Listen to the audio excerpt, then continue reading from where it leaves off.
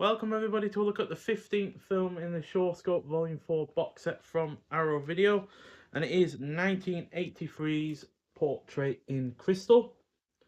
So yeah, this is directed by Huai Shan, who also did two other films in this box set, The Super Inframan and Bloody Parrot.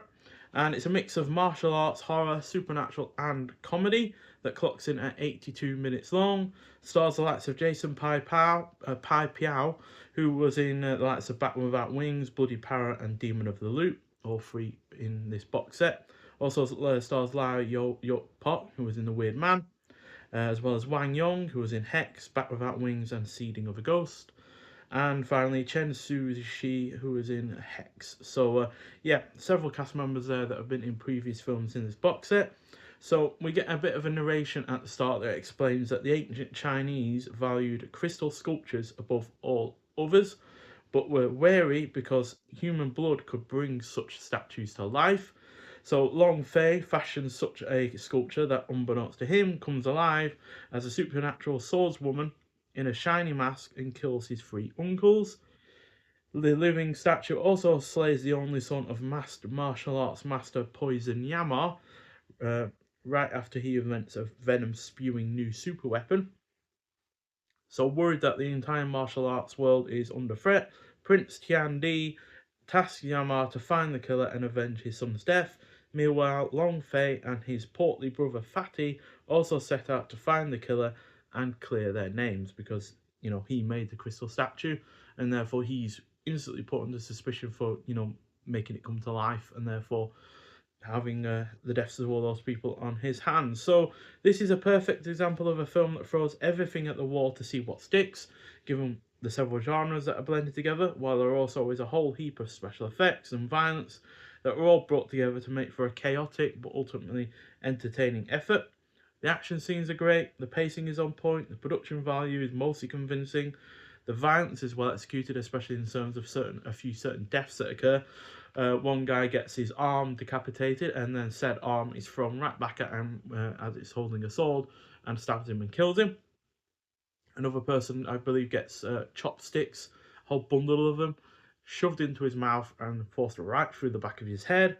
And there's also many people that get slashed and stabbed and such and such. So, yeah, definitely quite a violent effort. It is also genuinely engaging, and the score, though it has some annoying parts to it, is predominantly decent as well. Just a shame that the ending feels really rather rushed. The comedy aspect feels a little bit forced. There is some unnecessary sped up footage when it comes to the fight scenes, which really doesn't make them any better, just makes them a little bit less satisfying. I've seen that many a time when it comes to car chase footage that is sped up. Doesn't help that, and it certainly doesn't help the fight scenes either in this.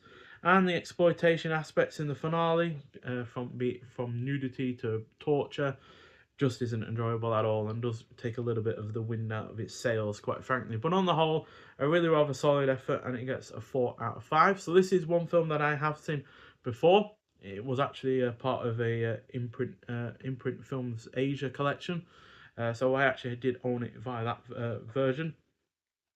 Can't quite remember if this looks any better or worse than that one, but this obviously has had a brand new 2K restoration from the original negative, so it more than likely does look better than that imprint version. It also has newly restored Cantonese and Mandarin mono audio, as well as newly translated English subtitles. But because it is obviously sharing a disc with another film, this doesn't have any extras on the disc itself for this film, which is a shame because there were extras for the film on the imprint version.